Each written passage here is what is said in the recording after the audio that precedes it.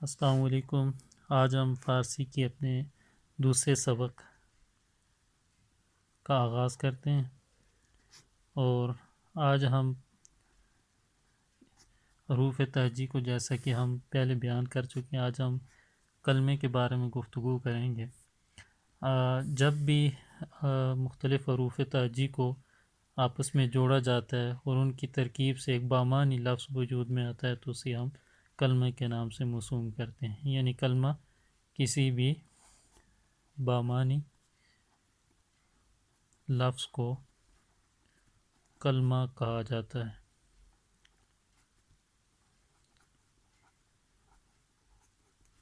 ٹھیک ہے، جیسے آپ اس کی مثالیں ہم لیتے ہیں، مثلا کتاب، میز،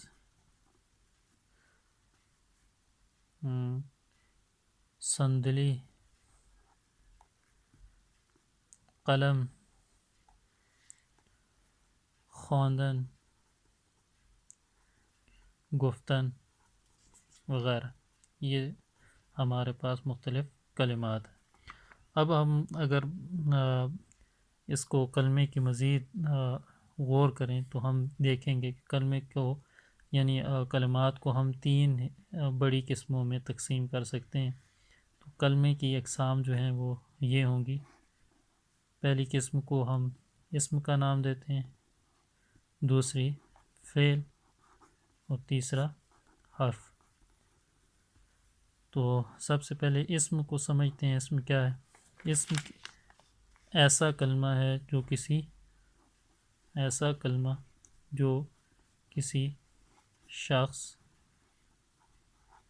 جگہ، چیز وغیرہ کے نام کو ظاہر کرتا ہے۔ جیسے اس کی مثالیں ہم دیتے ہیں، جیسے اطاق، فارسی میں کہتے ہیں کمرے کو۔ اسی طرح سے صندلی، کرسی، دختر یعنی بیٹی، ساگ، کتا ایک جانور کا نام ہے۔ اسی طرح سے شہر کا نام کراچی وغیرہ۔ تو یہ سارے اسماء ہیں۔ اب اس کے بعد ہم کلمے کی دوسری قسم یعنی فعل کو بیان کرتے ہیں۔ فعل کسے کہتے ہیں؟ ایسا کلمہ جو کسی کام کا ہونا یا کرنا کسی مخصوص زمانے میں ظاہر کرے،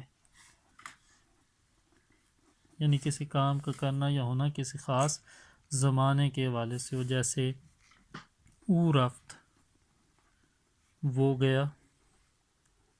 اس میں جانا جو ہے، رفتن، یہ کام ہے، اور رفت جب کہیں گے تو اس سے ظاہر ہوگا کہ وہ جا چکا ہے، یعنی یہ کام ماضی میں ہوا ہے۔ اسی طرح سے تو نامہ نوشتی، تم نے خط لکھا، تو نے خط لکھا۔ اس میں نوشتن مصدر ہے، اور اس سے نوشتی، تو نے لکھا، تو یہ ماضی کا اس میں زمانہ پایا جا رہا ہے۔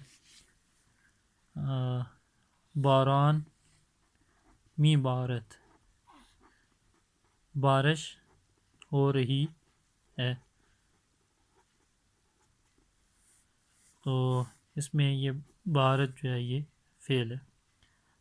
ہم جب آگے جائیں گے تو مزید تفصیل سے فعل کو ہم بیان کریں گے۔ فی الحال ہم حرف، کلمے کی تیسری قسم اس کو بیان کرتے ہیں۔ حرف کیسے کہتے ہیں؟ حرف کہتے ہیں ایسا کلمہ جو فعل اور اسم کو آپس میں ملائے، جو اسم اور فعل کو آپس میں ملاتا ہے، اور یہ نہ یہ خود نہ اسم ہے اور نہ فعل۔ تو حروف کا بیسیکلی کام یہ ہوتا ہے کہ یہ اسم اور فعل کے تعلق کو ظاہر کرتے ہیں اور انہیں آپس میں ملاتے ہیں ایک جملے کی شکل میں۔ جیسے ہم کہتے ہیں در کا مطلب ہوتا ہے میں، بر کا مطلب ہوتا ہے پر، زیر نیچے اردو میں جیسے ہم نیچے کہتے ہیں، اسی طرح سے بے یہ علامت مفعول ہے، اس کو آپ اردو میں سمجھ سکتے ہیں، وغیرہ وغیرہ۔ تو